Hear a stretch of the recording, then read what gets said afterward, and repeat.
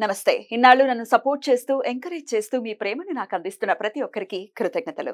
అలాగే ఈ వీడియో కూడా ఖచ్చితంగా మీకు ఉపయోగపడుతుంది. లైక్, షేర్ అండ్ సబ్స్క్రైబ్ చేసి మీ సపోర్ట్‌ని నాకు అందించండి. అలాగే ఈ వీడియో పట్ల మీకున్న అభిప్రాయాన్ని కామెంట్ సెక్షన్‌లో కామెంట్ చేసి తెలియజేయండి. ఇప్పుడు వీడియోని చూద్దాం. జ్యోతిష్య శాస్త్రం ఒక అద్భుతం. వేదాంగమైన జ్యోతిష్య శాస్త్రం అనేటువంటిది మానవ జీవన గమనానికి ఒక వరం. జ్యోతిష్య శాస్త్రం నీ జీవితంలో వెలుగునింపే ఒక భాష. ఆ భాష నీకు అర్థమైతే ప్రకృతి నీతో మాట్లాడుతుంది. అస్ట్రాలజీ నేర్చుకోవాలి అనుకునే వారికి అద్భుత అవకాశం. మురళీధర శర్మ గారి అస్ట్రాలజీ క్లాసెస్ అతి త్వరలో మొదలు కాబోతున్నాయి. 100% జాబ్ గ్యారంటీ. వివరాల కొరకు సంప్రదించండి. నమస్తే, వెల్కమ్ టు అవర్ ఛానల్. నేను పద్మిని. ప్రస్తుతంతో పాటు ప్రముఖ ఆధ్యాత్మికవేత్త, నారీసేన ఫౌండర్, దత్త ఉపాసకురాలు శ్రీమతి లతా దత్త గారు మనతో పాటు ఉన్నారు. మాట్లాడదాం. నమస్తే అక్క. నమస్తే రా. జై గురుదత్త. శ్రీ గురుదత్త అక్క, ఎలా ఉన్నారు? బాగున్నాను. చక్కగా సిద్ధమంగళ స్తోత్రాలు జరిగాయి. పుట్టపర్తి వెళ్ళొచ్చాను. పుట్టపర్తి వెళ్ళొచ్చారు. అక్కడ అందరూ నిన్ను అడిగారు. Thank you. పద్మిని గారిని కూడా అడిగినట్టు చెప్పండి. Thank you. చాలా చక్కగా చేస్తారు మీరు. మిమ్మల్ని చూస్తూ ఉంటే ఇంకా మీరు చెప్పినవన్నీ చేస్తూ ఉంటాము. అసలు మాకు చాలా ఆనందం అని చెప్పారు. చాలా చాలా సంతోషం. మన ఇద్దరి గురించి అంత చక్కగా చెప్పారు. చాలా చాలా సంతోషం. ఓన్ చేసుకున్నారు ఫస్ట్ ఆఫ్ ఆల్. అవును, అలా ఓన్ చేసుకున్నందుకు కృతజ్ఞతలను తెలియజేస్తూ మనసారా ఆ సిద్ధమంగళ స్తోత్రానికి సంబంధించిన పుట్టపర్తి ఎందుకు వెళ్ళారు ఇత్యాది విషయాలు ఒకసారి నెక్స్ట్ వీడియోలో తప్పకుండా. దానికన్నా ముందు నేను ఉళ్ళు ఊరుతున్నా దీని గురించి మాట్లాడాలని. మీకు తెలుసు ఎందుకో. అరుణాచలం అసలు ఆ పేరు చెప్తేనే అది అతి మధురం. చెప్పలేము, ఆ ఫీలింగ్ చెప్పలేము, మాటల్లో ఎక్స్ప్రెస్ చెయ్యలేము. అరుణాచలం వైభవం గురించి కానీ, అసలు అరుణాచలం క్షేత్రం గురించి కానీ, జనవరిలో చాలా చాలా వైభవంగా అరుణాచలం యాత్ర వెళ్ళడం జరిగింది. మరొక్కసారి మీరు మీ ఆధ్వర్యంలో యాత్ర ఉండబోతోంది అరుణాచలానికి. అది ఎప్పుడు, ఏంటి అనే డీటెయిల్స్ ఒక్కసారి మీ ద్వారా. తప్పకుండా పద్మిని, నువ్వు అడిగిన దానికి మీ బావగారు ఎక్కడికి వస్తానని అనరు. అరుణాచలం యాత్ర ఎప్పుడు వేస్తున్నావు అని అడుగుతున్నారు. ఈ మధ్యలో నన్ను 2 సార్లు అడిగారు, ఇదేంటి అసలు ఎక్కడికి మీరు అడగరు అరుణాచలం, ఎందుకో అరుణాచలం అంటే అలా అట్రాక్ట్ చేస్తుంది అని అంటున్నారు. ప్రతి ఒక్కరిని అట్రాక్ట్ చేస్తుంది. ఏమో వస్తారేమో ఈసారి. వస్తారు రావాలి. అయితే ప్రతి ఒక్కరిని కూడా అట్రాక్ట్ చేస్తుంది అరుణాచలం. ఎందుకంటే మన మొత్తం ప్రపంచంలోనే అత్యద్భుతమైన పవర్ఫుల్ సెంటర్ ఏదైనా ఉందంటే అరుణాచలం అని చెప్పొచ్చు. అది ఉండేది కూడా త్రికోణంలో ఉంటుంది. ఆ ఎనర్జీస్ ఏవైతే ఉంటాయో యూనివర్స్ నుంచి, ప్రకృతి నుంచి ఆ విధంగా అరుణాచలానికి వస్తున్నాయి కాబట్టి అందరూ కూడా అరుణాచలం వైపు అట్రాక్ట్ అయిపోతున్నారు, ఒక మ్యాగ్నెట్ లాగా. ఎందుకు అనంటే మనము ఎన్నో జన్మల నుంచి చేసిన పాపాలు కూడా ఆ గిరి ప్రదక్షిణ, గిరివలం అంటాం మనం, గిరివలం వల్ల పోతాయి. ఒక్కసారి గిరి ప్రదక్షిణ చేస్తే కర్త కర్మ క్రియ ఈశ్వరుడే చేయి పట్టుకు నడిపిస్తారు అనే సేయింగ్ ఉంది. కాబట్టి ఒక్కసారి అరుణాచల శివ అనుకుంటూ నామజపం చేసినా ఈ జన్మకి చాలు అనుకుంటారు. అలాంటి అద్భుతమైన క్షేత్రం అరుణాచలం.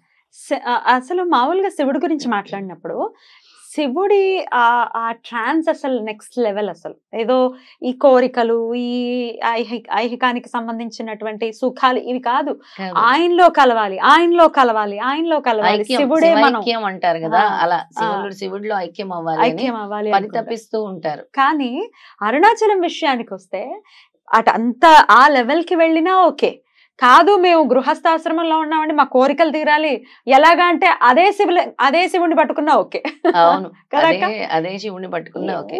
కోరికలు తీర్చి పాడేస్తాడు అక్క శివయ్య. అసలు ఏదైనా బోలాశంకరుడు కదా పద్మిని, ఏది అడిగితే అది తీరుస్తారు. చాలా మంది చెప్తారు అరుణాచలం వెళ్ళొచ్చాము, గిరివలం చేసాము, మాకు ఈ కోరిక తీరింది, మా కర్మ తొలగింది, మళ్ళీ మళ్ళీ వెళ్ళాలనిపిస్తుంది అని. ఇంకొక ప్రత్యేకత ఏంటంటే ఈ లింగం అగ్ని లింగం లాగా బాగా వేడి వచ్చేస్తుంది అనమాట. ఆ ఫీల్ అవ్వచ్చు మనం, అసలు అక్కడ నిల్చుంటేనే ఫీల్ అవ్వచ్చు. కానీ అరుణాచలంలో కొన్ని సార్లు లోపలికి ఎలవ్ చేస్తున్నారు, కొన్ని నెలలు ఎలవ్ చేయట్లేదు. అక్కడ ఉండే ఈ టూరిస్టుల దృష్ట్యా, డివోటీస్ దృష్ట్యా వాళ్ళు తీసుకుంటున్న జాగ్రత్తల వల్ల అనమాట. ఇంకా అసలు అయినా పెరిగిపోయింది అదే వేరే విషయం. అసలు ఈ నెల ఆ నెల అని కాదు, చాలా పెరిగిపోయింది. మరి ఇంతకీ ఎప్పుడక్క మన యాత్ర ఎప్పుడు? ఇంతకీ అరుణాచలమైనా చుట్టుపక్కల ప్రాంతాలు కూడా అసలు ఏమిటి? పుట్టి అరుణాచలం కాదు, అంత దూరం వెళ్తున్నాం కాబట్టి అరుణాచలంతో పాటు మధురై, అలాగే రామేశ్వరం అని కూడా అనుకుంటున్నాను.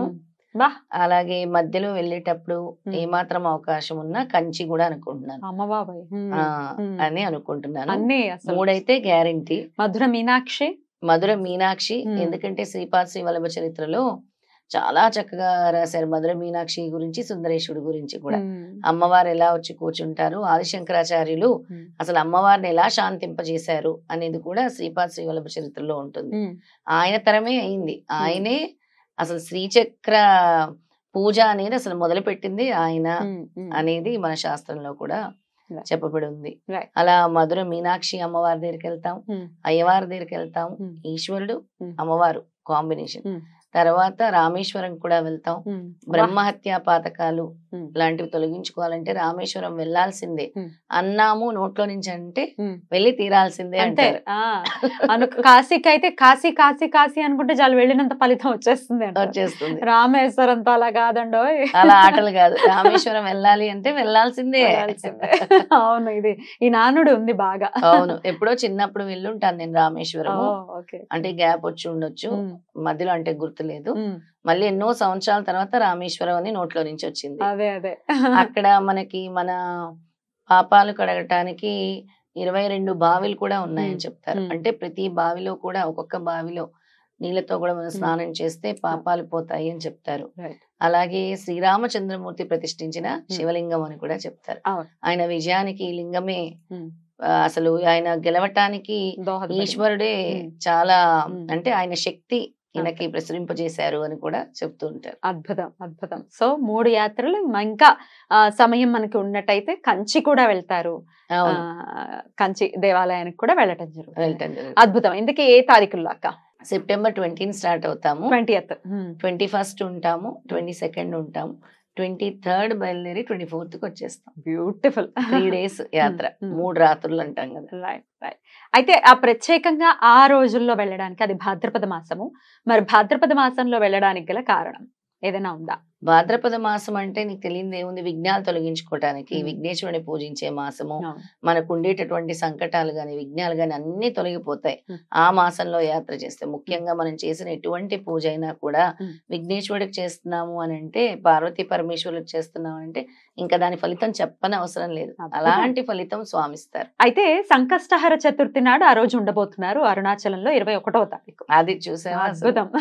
చాలా విఘ్నేశ్వరుడి గురించి ఎత్తగానే ఆయనే నిర్ణయం చేసుకుంటారు. ముహూర్తాలు కూడా ఆ రోజే చతుర్థి వచ్చింది, మర్నాడు పంచమి వచ్చింది, ఆదివారం పంచమి వచ్చింది.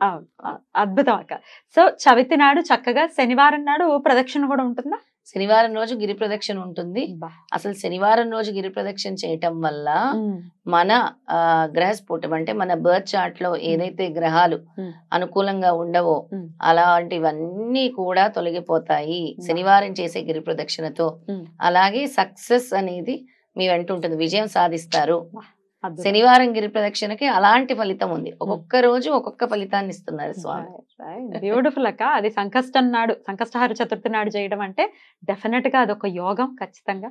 అసలు మనసంతా వెళ్ళిపోయింది, ఆల్రెడీ వెళ్ళిపోయినట్టు, ఆల్రెడీ గిరి ప్రదక్షిణ చేసేస్తున్నట్టు. అసలు లాస్ట్ టైం అయితే ఎంత ఉల్లాసంగా ఉత్సాహంగా చేశారు కదా గిరి ప్రదక్షిణ. చాలా చాలా చాలా సందడిగా, అసలు చాలా అద్భుతంగా జరిగింది. అందరూ చక్కగా నవ్వుతూ హ్యాపీగా, చాలా బాగా జరిగింది. సో ఇవన్నీ మరి యాత్ర అక్కడ మధురైలో మధుర మీనాక్షి అద్భుతం. సో ఖచ్చితంగా యాత్ర ఎవరైతే స్వామి సంకల్పించుకున్నారో వాళ్ళు వస్తారు ఖచ్చితంగా. యాత్ర దిగ్విజయం అవ్వాలని మనస్ఫూర్తిగా కోరుకుంటూ థ్యాంక్ యూ సో మచ్ అక్క.